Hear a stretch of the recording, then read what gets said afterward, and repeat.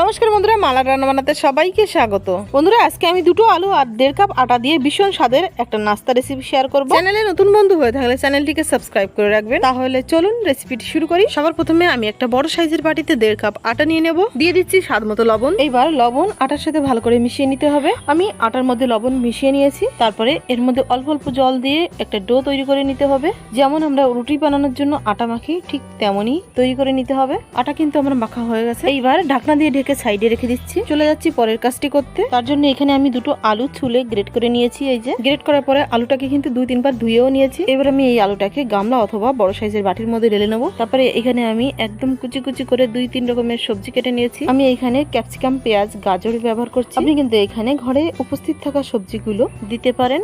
এবার আমি এই সমস্ত সবজি একই পাত্রে ঢেলে নিচ্ছি। বন্ধুরা, এই রেসিপিটি সকাল এবং বিকালের নাস্তা কিন্তু খুব ভালো যাবে, কারণ এটা কিন্তু খুব হেলদি আর এটা বাচ্চা থেকে বড় সবারই কিন্তু খুব পছন্দ হবে। আমি এখানে দিয়ে দিচ্ছি আধা চা চামচের মতো লবণ। লবণটা দিয়ে আমি সব উপকরণগুলিকে একত্রে একটু মিশিয়ে নেব। তারপরে এটাকে একটু 5 মিনিটের জন্য রেস্টে রেখে দেবো। বন্ধুরা, আমি সবজি এবং আলুর সাথে লবণ কিন্তু এই কারণেই মাখিয়ে রেখেছিলাম যাতে এর মধ্যে যে জলটা থাকে সেটা বেরিয়ে যায়। আর আমি কিন্তু এইভাবে চিপড়ে চিপড়ে সবজি থেকে সমস্ত জলটাকে বের করে দেবো। আর দেখতেই পাচ্ছেন বন্ধুরা, সবজি থেকে কতটা জল বেরোচ্ছে। এটা কিন্তু শুধুমাত্র লবণ দিয়ে মেখে রাখার কারণেই সম্ভব হয়েছে। আমি সবজি থেকে সমস্ত জলটুকু চিপড়ে চিপড়ে বের করে নিয়েছি। এই ঝোলটাকে কিন্তু আমি ফেলবো না। তরকারি রান্নায় জলের বদলে এই ঝোলটাকে কিন্তু আমি ব্যবহার করে নেব। এবার আমি চিপড়ে রাখা সবজি এবং আলুর মধ্যে কিন্তু কিছু মশলা মেশাবো। যেমন এখানে আমি দিয়ে দিলাম আধা টিস্পুন লঙ্কার গুঁড়ো, আধা টিস্পুন গোটা জিরে, কুচি কুচি করে কাটা দুটো কাঁচা লঙ্কা। এখানে এই খাবারটি যদি বাচ্চাদের জন্য তৈরি করার কথা ভাবছেন তাহলে কাঁচা লঙ্কাটা বাদ দিতে পারেন। আর দিয়ে দেবো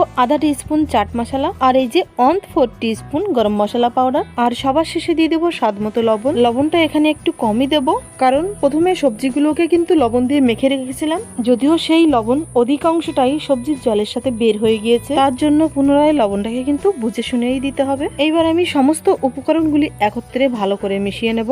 তারপরে নিয়ে নেব প্রথমে মেখে রাখা আটাটা। এটাকে আমি 2 ভাগে ভাগ করে নেব।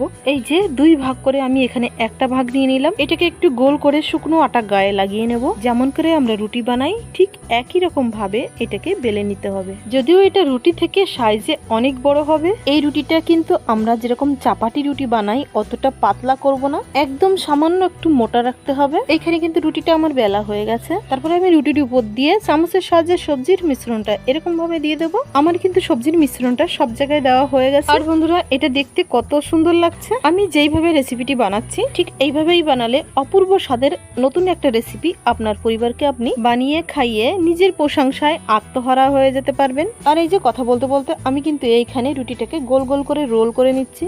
আর শেষ পর্যায়ে গিয়ে আঙুলে একটু জল লাগিয়ে রুটির কিনারায় এরকম ভাবে লাগিয়ে নিতে হবে। তাহলে এটা যখন ভাপে বসাবো তখন এর মুখটা কিন্তু খুলে যাবে না। আর এই যে কি সুন্দর রোলটা আমি তৈরি করে নিলাম, ঠিক একইভাবে পরেরটাও বানিয়ে নেব। আমি এখানে একটা স্টিলের থালা নিয়েছি, যেটার উপরে আমি 2-3 ফোঁটা তেল দিয়ে সব জায়গায় একটু মাখিয়ে নিচ্ছি। এর কারণে কিন্তু থালার গায়ে রুটিটা লেগে যাবে না। এখানে কিন্তু আপনি স্টিমারও ব্যবহার করতে পারেন, কিন্তু আমার কাছে স্টিমার এখন নেই, তার জন্য আমি এই উপায়ে করছি। এইবার কড়াইতে 2 গ্লাসের মতন জল দিয়ে দিচ্ছি। এর মধ্যে রেখে দিয়ে দিচ্ছি একটা স্ট্যান্ডটা যদি হাতের কাছে না পান তাহলে বাটি উল্টে দিয়েও এই কাজটা কিন্তু সম্পূর্ণ করতে পারেন। এবার আমি থালাটা এর উপরে বসিয়ে দিলাম। এটাকে কিন্তু আমি ঢাকনা দিয়ে ঢেকে 7 থেকে 8 মিনিটের মতন ভাপিয়ে নেব। গ্যাসের ফ্লেম মিডিয়াম টু হাই এর মধ্যে রাখলে হবে। মোটামুটি 7 মিনিট পার হয়ে গেলে ঢাকনাটা খুলে দেখছি এই যে কি সুন্দর এটা কিন্তু সেদ্ধ হয়ে গেছে। তারপর আমি কড়াই থেকে নামিয়ে নিলাম। আমার যে রোলটা এটা কিন্তু বেশ বড় সাইজের হয়েছে, ওর জন্য থালাতে ধরেনি, যার কারণে 2 সাইডটা কেমন ভাঁজ হয়ে গিয়েছে। কোনো সমস্যা নেই, আমি এই 2 সাইডটাকে কেটে দেব।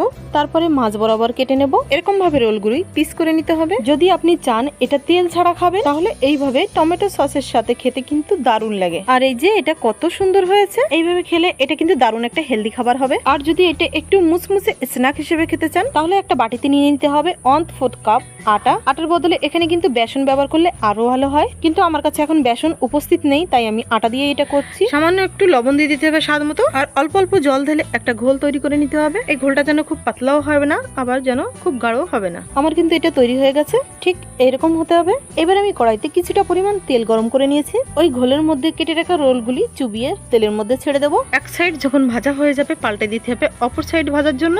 একই রকম ভাবে কিন্তু আমি সবকটা রোল ভেজে নেব। আর এই কাজটা করতে আমার কিন্তু খুব বেশি টাইম লাগছে না। আর সবকটি রোল কিন্তু আমার ভাজা হয়ে গেছে। এটা এতই টেস্টি নাস্তা যে আপনি এটা ভেজে এক দিক দিয়ে রাখবেন আর অন্য দিক দিয়ে দেখবেন প্লেট খালি হয়ে যাচ্ছে। তো বন্ধুরা, ভিডিওটি একটুও ভালো লাগলে ভিডিওটিকে একটি লাইক করে আর চ্যানেলটিকে সাবস্ক্রাইব করতে একদমই ভুলবেন না। দেখা হচ্ছে আরো একটা নতুন স্বাদের রেসিপি ভিডিওর সাথে। ততক্ষণ সবাই খুব ভালো থাকবেন, সুস্থ থাকবেন।